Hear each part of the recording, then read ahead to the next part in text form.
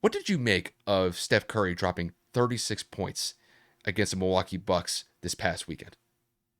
Well, with Golden State faltering the last few weeks, and Steph's been back about a week or so, and them winning a game, losing two, it's kind of been up and down for Golden State pretty much the last couple of weeks. And I think that a win like this, yes, Giannis was not available in this game, but the fact that the box score shows equal play amongst, I want to say 7 players were in double figures here, if I'm not mistaken. So I'm looking at this and I'm saying, well, just because Giannis wasn't there, that doesn't mean Milwaukee's incapable of winning. You had Bobby Portis with 15, you had Middleton with 19, Brooke Lopez with 19, Drew Holiday with 18, Grayson Allen with 12, Javon Carter with 13, and then Joe Ingles with 15. Like, there was no weakness in Milwaukee's game. And obviously, this was a very, very close game up until overtime, obviously, because you go and you look at the quarter breakdown 26-28, 23-22, 28-30, 34-30. There wasn't a quarter where somebody blew somebody out. There wasn't necessarily an instance where one team pulled away from another until you get to overtime and Steph pops off. Like Kyle said, he had 22 in the fourth and overtime combined. So he picked a pretty good time to hit vintage Curry moments. And I mean, the guy was pulling up from all over the place. I mean, bang, bang. Like Mike Breen was just like, he was calling it like crazy. And I mean, it's moments like that where you have to say, Steph, it still has so much left in the tank. The things that he's able to do, what he is able to bring to the table in games like this, it's almost unguardable because he truthfully can pull up from half. And I know there's only a few players in the league that have that weapon or skill set in their bag of tricks. And Steph is just the king of being able to pull from God knows where and blowing the top off of a defense, similar to a speedster just running a fly route in football and just blowing past everybody. Because it's like there's no limit to where he can pull from, and it's just really, really scary. And man, this is huge for Steph to gain momentum as Golden State is continuing to try to push in their hunt to have a definitive playoff berth without having to go into the play-in tournament.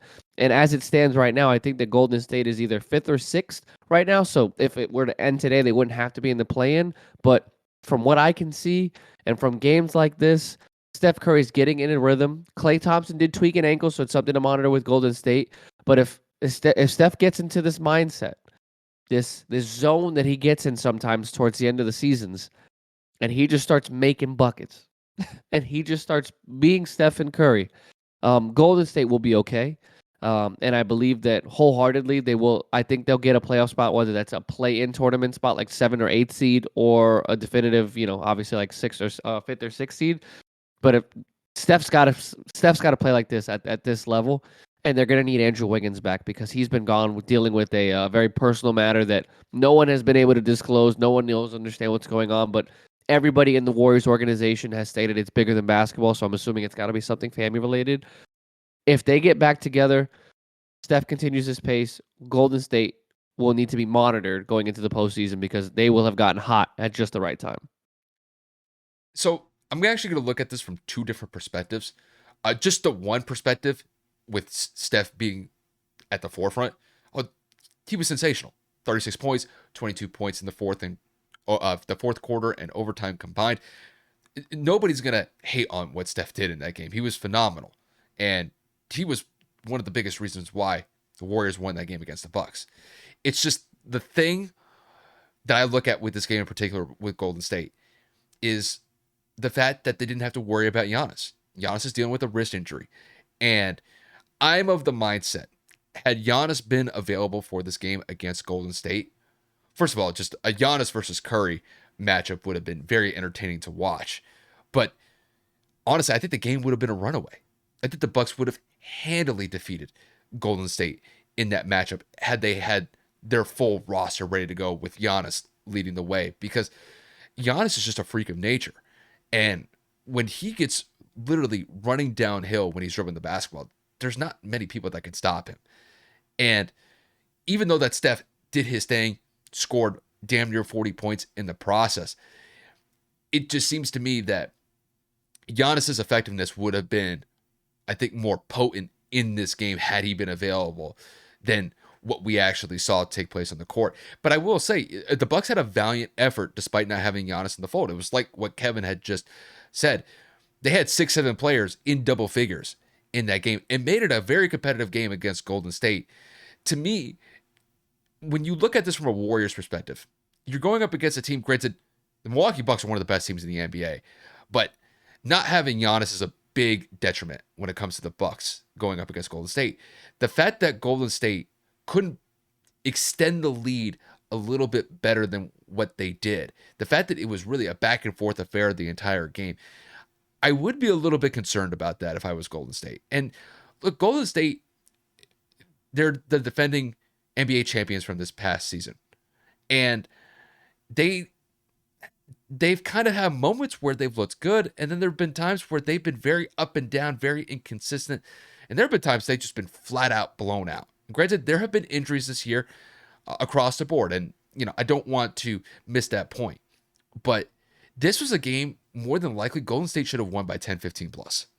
And the fact that this game had to go into overtime and it took some late game heroics from Steph and Curry to win this game, it really indicates that Golden State has taken a drop off from last year. They're still a decent team, and I still think that they will make the playoffs in this upcoming postseason run. But this was a game that they probably should have won a little bit more comfortably. And, Steph did what he did. I'm not going to discourage that point. But overall, I think the team could probably play up to a better standard.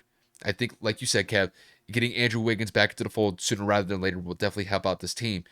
But I am a little bit worried about the Warriors. I think that they can still make the playoffs, but if I'm thinking that the Warriors are making some sort of deep playoff run with the way that the Western Conference is set up this year, I'm not betting on that. I think more than likely it's going to be shaky for them for the rest of the way out. But hopefully they can find a way to string along some wins, maybe get on a little bit of a momentum kick, and hope for the best. It's just they haven't really been able to do that consistently this year.